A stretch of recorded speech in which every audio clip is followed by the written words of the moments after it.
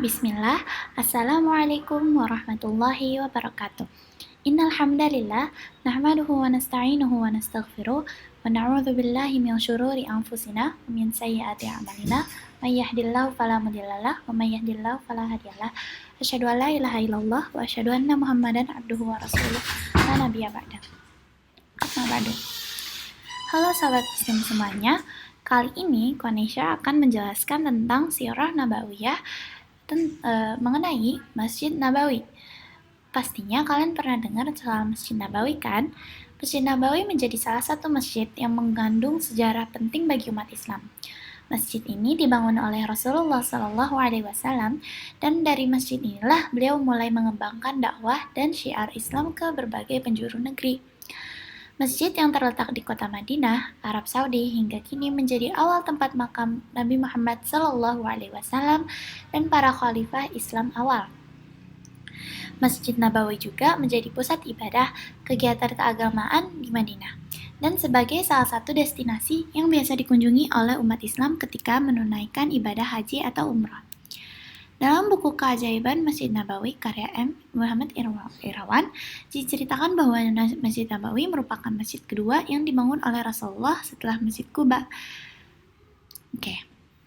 Di mana Rasulullah langsung mendirikan Masjid Nabawi setibanya di kota Madinah.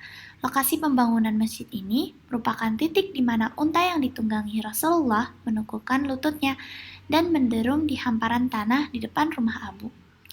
Di tempat itulah Nabi Muhammad SAW turun, kemudian bertanya tentang siapa pemilik tanah tersebut.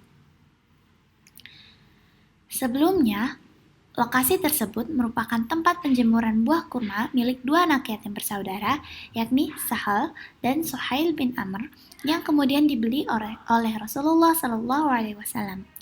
Di sisi tembok, keempat sisi masjid ini terbuat dari batu bata dan tanah. Sementara atap masjid terbuat dari daun kurma dan sebagian atapnya dibiarkan terbuka dengan tiang penopang yang terbuat dari batang pohon kurma. Nabi Muhammad SAW dan para sahabat bergotong royong membangun Masjid Nabawi di Madinah. Nabi SAW ikut terlibat langsung dalam pembangunan. Beliau turut memindahkan bebatuan. Saat itu Nabi bersabda, "Ya Allah, tidak ada kehidupan yang lebih baik kecuali akhirat. Maka ampunilah orang-orang Ansor dan Muhajirin." Rasulullah SAW juga berkata, "Para pekerja ini bukan para pekerja haibat. Ini adalah pemilik yang paling baik dan paling suci." Sabda beliau ini membuat yang lain terpacu semangatnya dalam bekerja membangun Masjid Nabawi.